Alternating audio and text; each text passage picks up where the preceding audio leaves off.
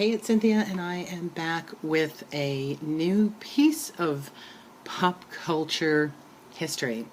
This fascinating little whistle, which is what it is, I'll show you, let me get my hand fingers there so you can see it's about an inch and some tall, next to my finger there. This little whistle, which is shaped like a space capsule against the moon, in case you couldn't tell. The K in the middle is for Keds. And I'm going to tell you what's really special about it in just a minute. Ooh, look, we'll shine the light on the moon. On the back, it says Keds Supersonic Space Whistle. And it does have a little place here where you can open this. And I think that's so it'll stand up, but I don't want to push it. The plastic's very old and I don't want to mess with it. So it is a whistle. Here, I will blow it for you. Hang on. And I can send you coded secret messages.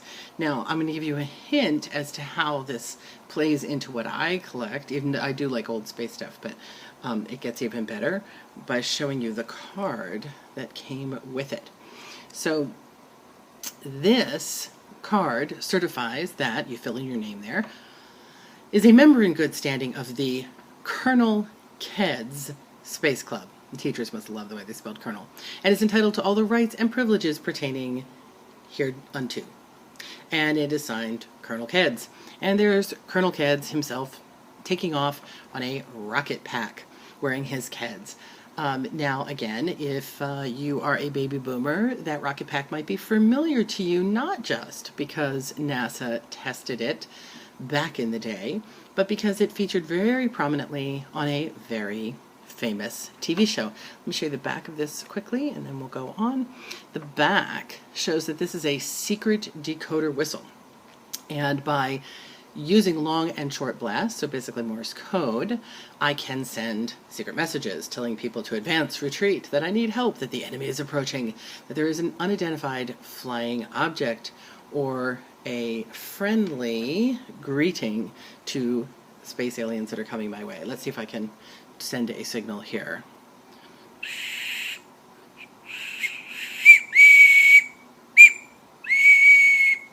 There you go. That was me trying to tell you that there was an unidentified flying object coming your way. Now, still haven't guessed? I bet you have. But I'm going to show you a little close-up, and then we'll pull back in just a second, of the letter. Now, the reason the story is in great shape was it never went to a child. This card and whistle was sent to a, well, it does say on a Keds customer, but I believe it was sent to a retailer to show them what they were going to be getting to sell along with Keds. And it came from the United States Rubber Company, also known as Uniroyal, February 24th, 1966. And also check out the phone number. Back when you didn't have area codes, you just dialed mission, a name, a town, and then the name. And then look, oh, there's the word we're looking for. Lost in space. Let's see if I can come out here a little bit. So what this letter basically says, I'm going to leave it here for a sec while I read it. On March 2nd, dear Keds customer, on March 2nd, 1966, the announcement will be made on the national television program Lost in Space, pertaining to the spring Keds promotion. I'm a great reader. We will be running with our dealers. Kids will be advised to go to their Keds dealers and pick up free Keds supersonic whistle and decoder.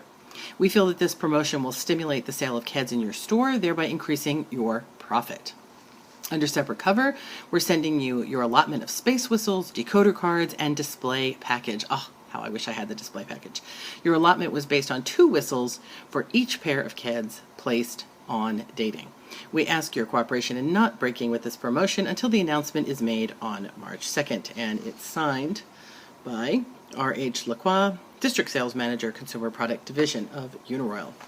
So what we basically have here is that Keds, the sneaker company, for those of you who may not know, was going to do this promotion and tie it in with Lost in Space. So they had created a commercial that was going to air during Lost in Space telling kids to go tell mom, insist that you want Keds sneakers, and that when they bought Keds in the spring promotion, they would get this free whistle and Colonel Keds Space Club card. That is so cool. I can't tell you. And I think when we look at it now, it's kind of a, little piece of plastic that I don't know that we could get kids to come all the way to a store for it anymore. I don't know. McDonald's gets them in there for their toys.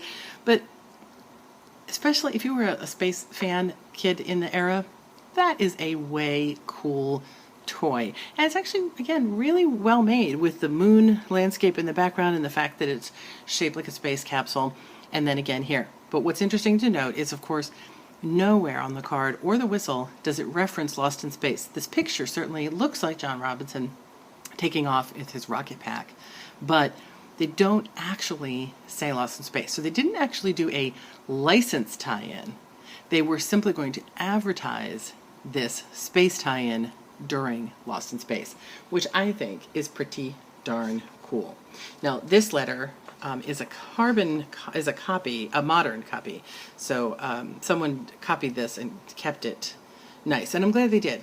If you are a collector, dealer, or cleaning out closets and you have paperwork like this, don't get rid of it. Keep it. This is what tells the story. This was cool, definitely, but this, tying it into Lost in Space, makes it cooler. So that's what I have for you today, my famous Colonel Keds Space Club whistle. And I might have some other Irwin Allen things coming up for you real soon. So stick around and check out our Irwin Allen blog, iaflight612.com, for an upcoming interview with the author of a new Lost in Space book that just came out.